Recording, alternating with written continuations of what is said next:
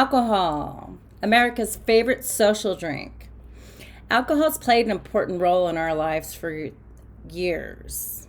With the occasional happy hours after work, glass of wine after a hard day, together is our love language for some. But what happens when the occasional drink turns into an addiction and you can't function without it? This is the risk everyone takes when they consume alcohol. 255 Americans die every day from excessive drinking.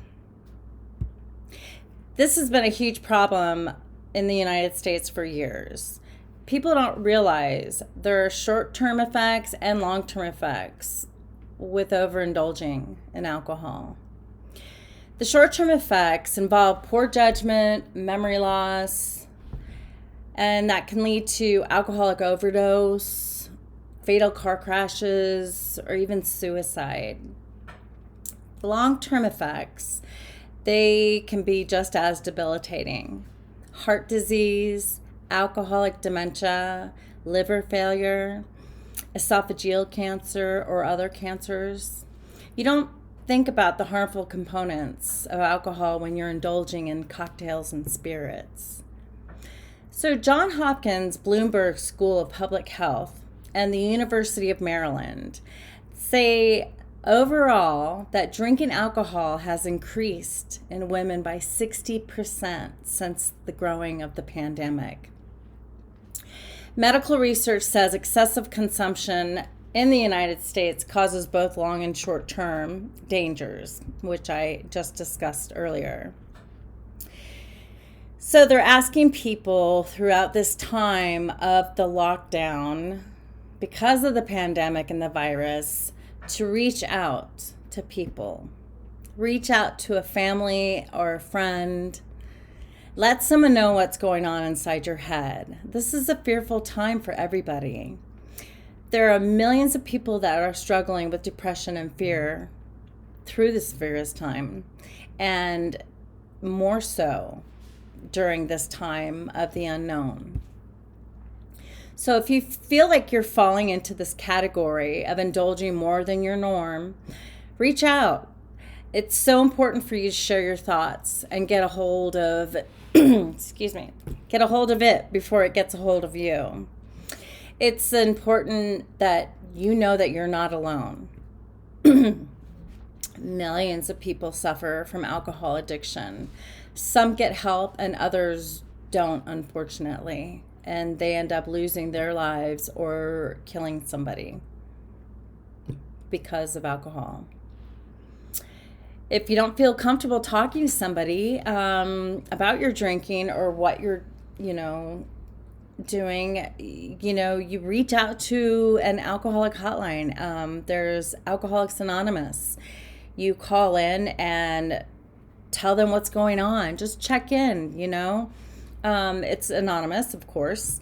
And this is a great program, one of many, that they're a group of men and women who share their experience with alcohol and they help others. That's what keeps them sober. Visit the American Heart Association website or the Center for Disease Control and Prevention. There's a lot of information on there that helps you to identify if you are becoming an alcoholic. There's tons of information out there. We just have to look for it. And sometimes we're not in the place or the position to do that. And I think depression has a lot of it. But if you know that you're not alone during this time and feeling of what you're feeling, this is life. This is what happens. We've been so fortunate in the United States in our decade to not experience war or invasion of the enemy.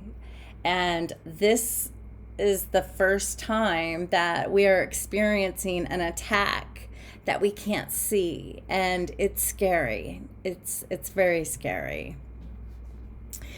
So, some things you can you can do to avoid drinking too much is to stay active and exercise. Get out there and ride your bike, lift weights, journal,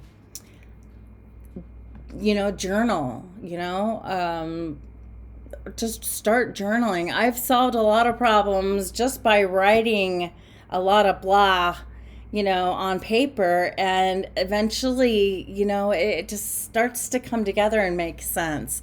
I highly recommend journaling. Journaling is just a really, really good way to get your thoughts and your feelings out there, especially if you don't want people to know what's going on. So going for a walk, staying active, limiting your drinking, if at all possible. And, if you think that you might have a problem or you're not sure, try some controlled drinking. That's usually a good indication. If you can't stick to what you say you're going to do, then there's usually a problem that's on the rise. So, there's tons of programs out there. There's tons of help out there, especially with access to the web. We can get so much helpful information out there if we just reach out and communicate with one another, let each other know what's going on inside our head. We are not mind readers, but we want everyone to read our mind. That's just part of growing up or being human, I guess. So remember, a quiet mind is the devil's playground. So thank you for listening. I hope you have a fabulous summer, and take care.